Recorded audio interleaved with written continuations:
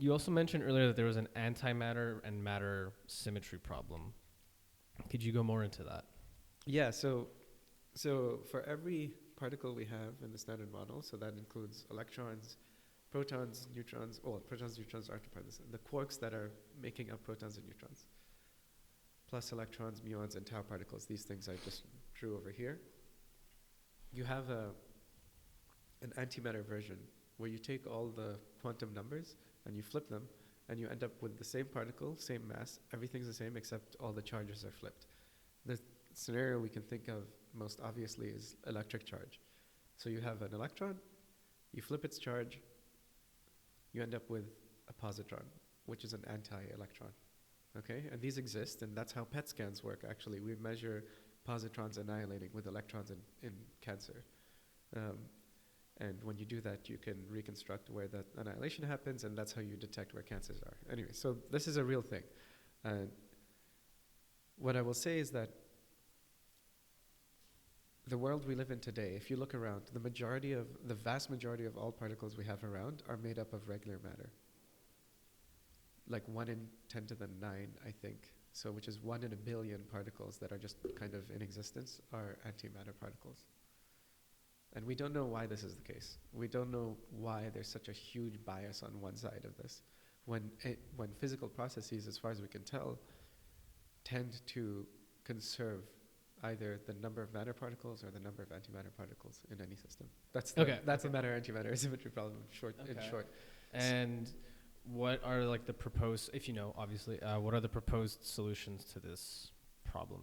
There are many proposed solutions. I mean, now you're getting into the realm of like cosmology, which is the study of like the universe as a whole, and the history of the universe. And Sakharov in like the 60s, I think, proposed 3 axioms that basically said, for you to dynamically create an asymmetry between matter and antimatter, you have 3 conditions that need to be met. First, you need to not conserve baryon number, which is the number of baryons, and these are a class of particles. So that has to not be an actual valid conservation rule.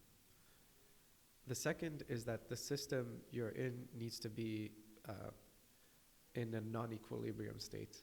So you can't have like a thermal bath where it's just everything is just stable. You have to have some non-equilibrium state.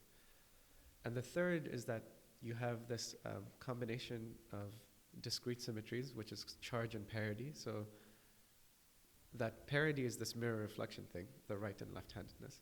Charge is like electric charge, for example. And the combination of the two needs to not be conserved as well in some processes. So if you have all these 3 conditions met, there's a way to generate an antimatter-matter like asymmetry between the two. Now, that's not necessarily saying that that's the solution, because there's no mechanism to do this right now. Or there's no mechanism that's kind of at the forefront. But one way is people talk about is called leptogenesis, which is kind of related to this double beta decay process in some sense, which is if you have a situation to generate neutrino masses that doesn't require there to be these kind of right-handed neutrino fields, and you can actually, you have the right-handed neutrino fields, but there's something that allows you to couple only the left-handed fields to each other or only the right-handed fields to each other. Then, if these things are really heavy, and they existed in the early universe when things were very hot, and like when things are very hot, energies are high. When energies are high, you can generate more massive things. But then the universe is expanding rapidly. And as the universe expands, it cools.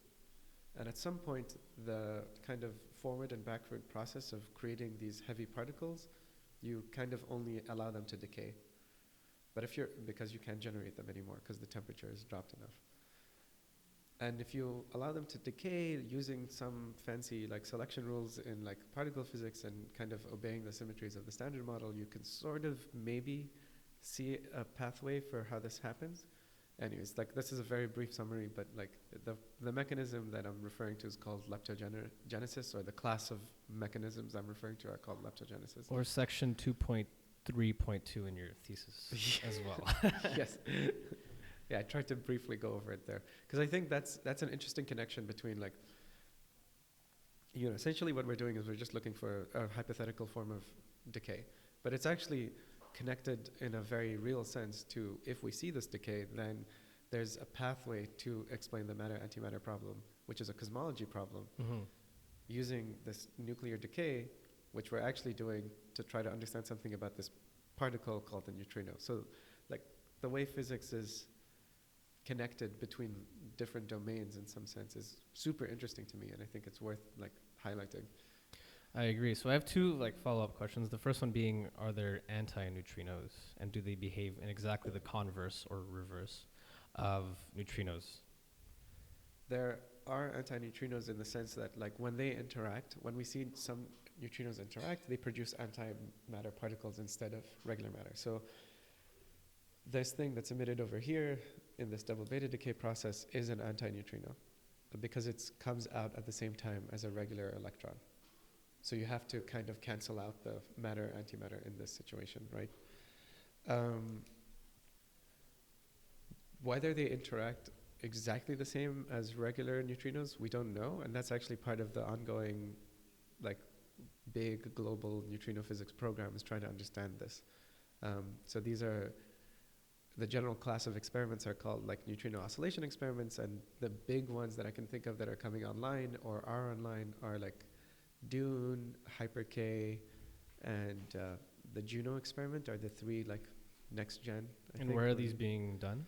So Dune is going to be based in the US at Fermilab, which is I think near Chicago. Okay. Hyper-K is in Japan, near Kamioka. And Juno is somewhere in China, in Jinping, I think. And yeah, they're all pretty much using different experimental techniques to try to see if regular neutrinos and antineutrinos oscillate in different ways, or they oscillate in exactly the same way.